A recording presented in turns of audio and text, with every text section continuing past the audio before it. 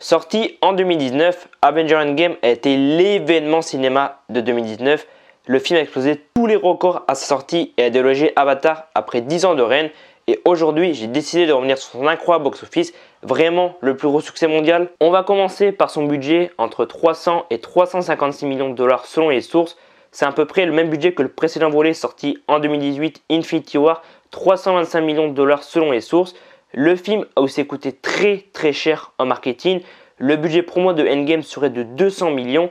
Pour comparer encore une fois par rapport à Infinity War aurait coûté dans les 150 millions de dollars. Au total, Avengers Endgame a donc coûté 550 millions. C'est évidemment plus que Infinity War qui avait coûté 475 millions en 2018.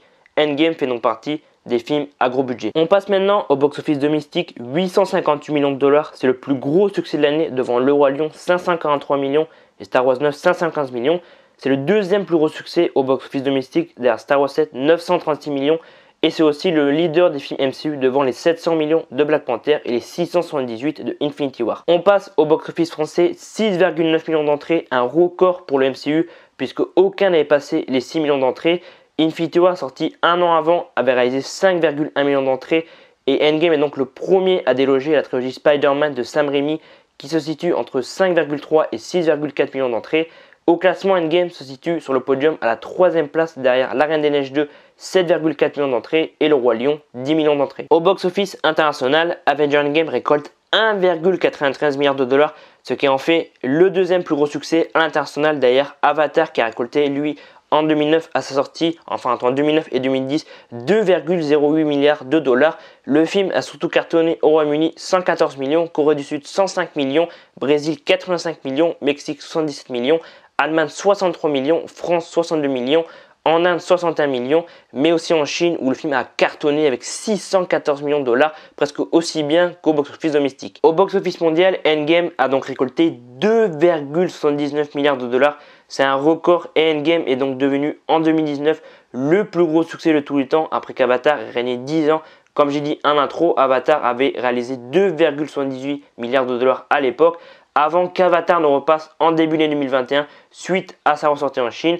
Avatar est donc devenu en début d'année le plus gros succès de tous les temps, 2,84 milliards contre 2,79 milliards pour Endgame. Et si on totalise les ventes vidéo et location, Avatar serait apparemment à 3,07 milliards contre 2,94 milliards pour Endgame.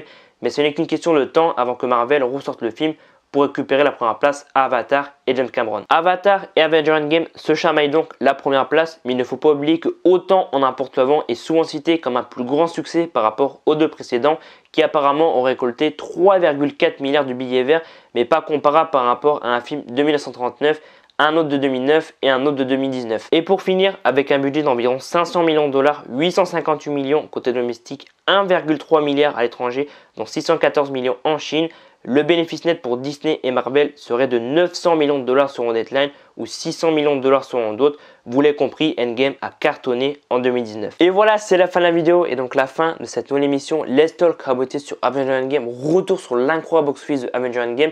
J'espère qu'en tout cas cette nouvelle émission Let's Talk raboté sur Avengers Endgame vous aura plu. Je vous laisse aller dans l'onglet communauté pour voter pour la prochaine émission Let's Talk raboté. Et moi je vous dis à dans quelques jours pour une nouvelle vidéo. C'était Alban, prenez soin de vous, à très vite.